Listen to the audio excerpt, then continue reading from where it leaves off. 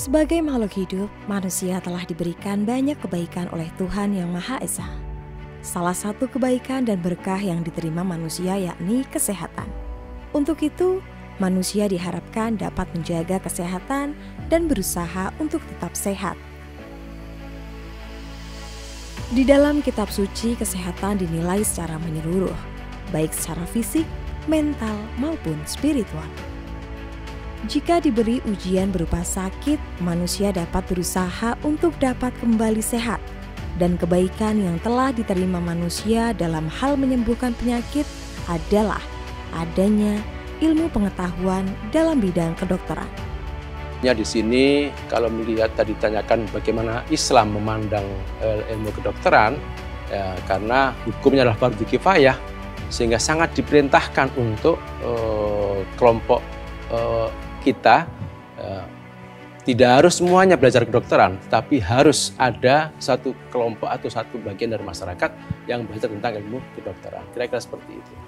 Menguasai sebuah keilmuan, salah satunya adalah ilmu kedokteran, sebuah ibadah di mana hal tersebut dijalankan dengan sepenuh hati, sesungguh-sungguhnya dengan tujuan untuk dapat berguna dan bermanfaat bagi kemaslahatan bersama. Dalam pembelajarannya, seorang calon dokter memiliki tahapan-tahapan yang sangat detail, mulai dari pembelajaran tentang bagaimana anatomi tubuh kita. Secara fisik kita itu terdiri dari berapa tulang, berapa otot, berapa pembuluh darah, itu dipelajari semuanya.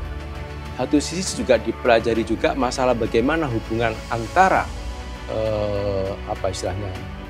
psikologis, ya, dari setiap individu seseorang itu. Karena itu di dalam ilmu kedokteran itu juga ada yang namanya penyakit-penyakit, tidak hanya penyakit fisik saja, tapi juga ada disebut dengan penyakit psikosomatis atau penyakit psikis. Yang itu tentunya bagi seorang dokter harus mengaitkan keterkaitan antara ilmu-ilmu tentang secara fisik dan juga secara psikologis. Dan karena itu pula tidak lepas dari bagaimana nyawa itu ada, bagaimana kehidupan itu ada. Ya, ini berarti hubungannya dengan yang menciptakan kehidupan dari Allah Subhanahu wa Ta'ala. Terkadang di tengah masyarakat, kesadaran untuk menjaga kesehatan diri sendiri memang masih sangat kurang. Maka dibutuhkan ilmu dan pengetahuan terkait hal tersebut. Dan pengetahuan sendiri bisa didapatkan bukan hanya di bangku sekolah formal. Pengetahuan bisa didapat dalam kehidupan bermasyarakat. Dengan bermasyarakat, membagi ilmu antara si pemilik ilmu dan penerima ilmu dapat berjalan dengan baik jika didukung dengan kesadaran pentingnya berbagi. Edukasi-edukasi kayak gitu yang nggak hanya kita bisa dapatkan di sekolah, tapi kita juga bisa dapatkan ketika benar-benar kita hands on di masyarakat, kita berinteraksi dengan orang-orang lain kayak gitu. Karena kalau kita di kelas mendengarkan doang ya udah gitu loh, that's finish gitu. Tapi kalau kita turun ke lapangan, kita lihat orang-orang di sana dan kita bisa sentuh hati mereka, sentuh hati kita juga tersentuh gitu, dan bisa sentuh hati mereka, bisa merasakan kasihnya, dan kita bisa mengedukasi, nggak hanya dengan ucapan kita, tapi juga dengan perbuatan kita, kayak gitu. Oke.